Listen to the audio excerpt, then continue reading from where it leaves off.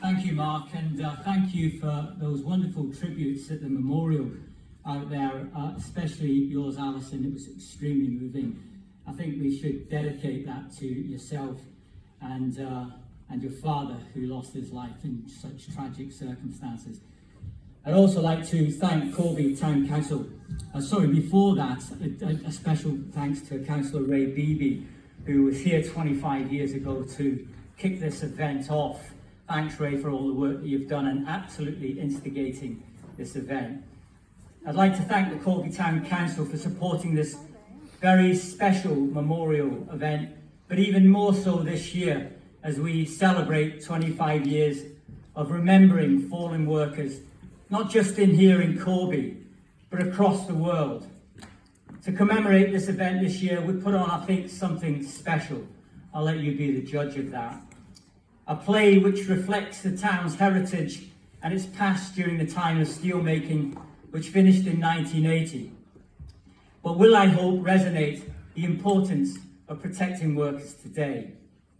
Today we remember those who have lost their lives at work from work-related injury and disease, and to renew our efforts to organise collectively to prevent more deaths, injuries and disease as a result of work. This is, of course, an international event adopted by trade unions across the world with the same message, that the best way to protect workers is by building trade union organisation, recruiting new members and pressing employers to invoke better health and safety standards. And for those employers who continue to ignore proper health and safety standards, we need to campaign for higher court penalties for breaching the law and exposing workers to injury and death. Now, I know that it's easy to get caught up in facts and figures and statistics, as scary as they are, while thinking about the workplace health and safety, but it is critically important that we always keep at the forefront of our minds that it's not just about facts and figures, but about real people, about their lives and their families who are affected. Which is why today our slogan is very clear: remember the dead and fight for the living. It's important to remember and to re-emphasise that the vast majority of work-related accidents and health problems can be prevented. The challenge is, as always, that we need strong trade unions fighting for a health and safety culture in the workplace. Such culture must be based on the right to a safe and healthy environment, built on the fundamental principle of prevention. Our great trade union movement will ensure that health and safety remains at the top of the agenda. Pay, pensions, job security are all issues that we need to fight and struggle to protect and improve, but all of these are diminished if we do not have our health and a healthy life. Our workers deserve their dignity. Our workers deserve the respect in the workplace. And it is precisely on days like this that we come together to demand protection for all workers across the world. We need to exercise our political will to fight for working people to expand collective bargaining rights to more workers through our trade unions. Why? Because it's painfully obvious. It is an indisputable fact that unions make a difference in the workplace. And we know from experience and deliberation that those not in a union are very often the ones left exposed to dangerous working conditions by employers who prioritise profit over health, the health of their employees. And it is for that reason we ask all workers to join their trade union. For those employers who continue to ignore health and safety standards, we need to campaign for higher court penalties for breaching the law. I know people in this room are not naive enough into thinking that we can expect this government to support those campaigns to protect workers. Indeed, under this government, you can expect it to get worse, which is why it is imperative that we get rid of this incompetent, corrupt, inhumane right-wing government at the next general election. Good luck with you.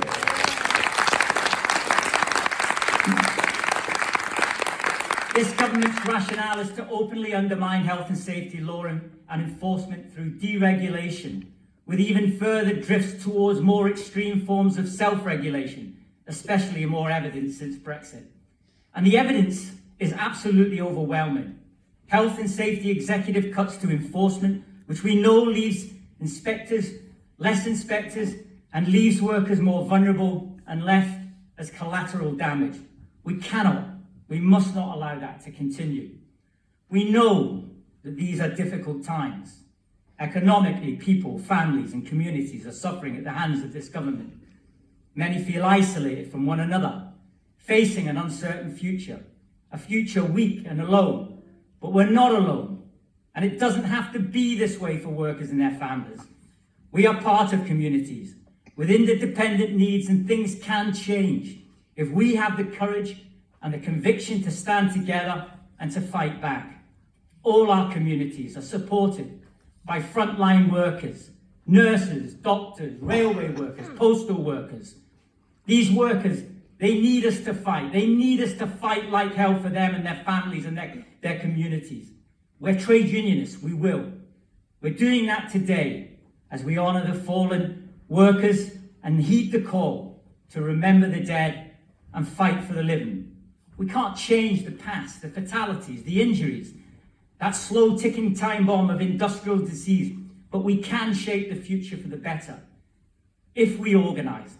Because if we don't, then who will? We need this day every year. It signifies a day for the representation of the deaths and the difficulty of workers, and pushes institutions, organisations, employers, and decent governments to take action alongside us. It reminds us, makes us aware of who we work for and on whose behalf we act. This day is in dedication and the pledge to those workers who have been killed in preventable workplace incidents that they are not forgotten. Today in the UK, we don't have large multiple tragedies anymore, but what we do have are more hidden work-related health and safety tragedies. But of course, these don't make the headlines. The International Labour Organization, an organization I worked for many years ago, estimates that 2.3 million women and men around the world succumb to work-related accidents and disease every year. Over 6,000 deaths every single day. Just let that sink in. Worldwide, there are around 340 million occupational accidents, 160 million victims of work-related illnesses yearly. Staggering, inhumane figures that right-wing governments sneer at and pass off as collateral damage. And why? Because profit is more important than people's lives. And the best recent example of that obscene greed was in the name of the so-called beautiful game. The recent World Cup, which cost 15,000 workers their life to build stadiums. These were real lives, real people, from families where hopes were destroyed for simply trying to earn a decent living. Paula's play today reflects that loss, the horror laid bare on families who could have been spared the loss and grief if corners had not been cut and regulations ignored. Children, some in this town today, Alison, who lived through their formative years without a dearly loved parent. And why? Because profit was more important than life itself. So as we gather here today on International Workers' Memorial Day, we remember those workers who lost their lives, and we continue to build cross-solidarities throughout the world so that corporations don't get away with impunity by poisoning workers in communities, and especially in poorer countries, by taking advantage of their social and economic conditions. This government doesn't care. This government never will care. They see protective health and safety as nothing more than red tape. Their supporters have the corporate media on their side, right-wing media platforms that publicise the ridiculous and invented stories about health and safety gone mad. These stories have a very cynical purpose: to soften up the public from even more attacks on laws that protect workers' lives. And here's the rub: more directly and more cynically, to attack trade unions who stand up for those workers. We need to stand up against the myth that health and safety is red tape. That fight has never been more important. One of the most basic values is to be safe at your work, which is why we must never stop lobbying. We must never stop demonstrating and take an action when required across all of our unions.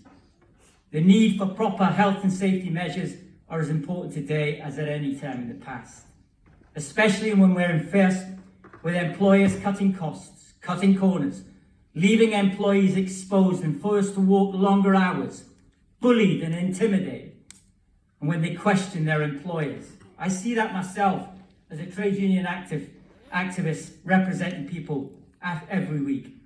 Today is a special day for Corby, our town, my town. Our memorial statue out there is a blast furnaceman. It is a towering symbol of our town's heritage.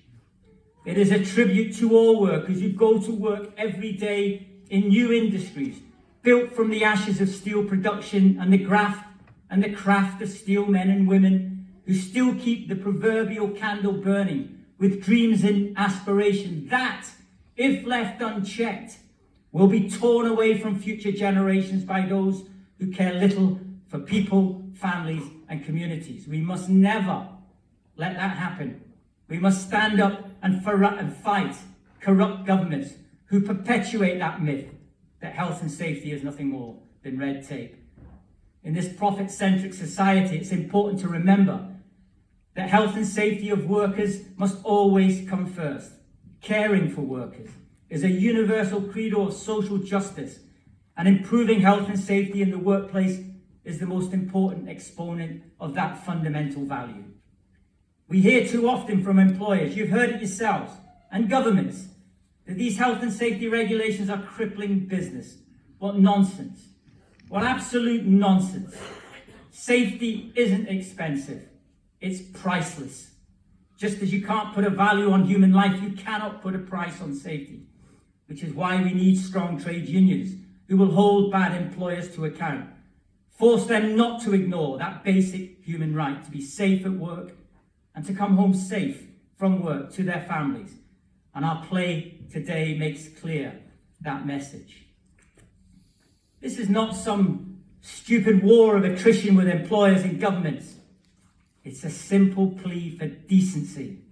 We want we want to work with employers in strong unionized workplaces where our stewards know the rules of the game, educated to examine situations that make workplaces safe, working with good employers. The message is simple.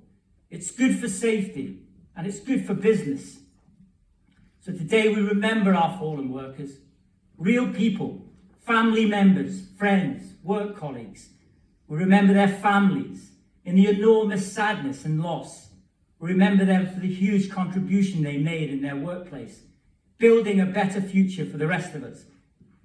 It is in their memory that we continue to fight to have safer workplaces for all people and where rights and the dignity of workers are upheld above all else. So today, with resounding voice and purposeful reflection, let us remember those who have died and let's fight like hell for the living.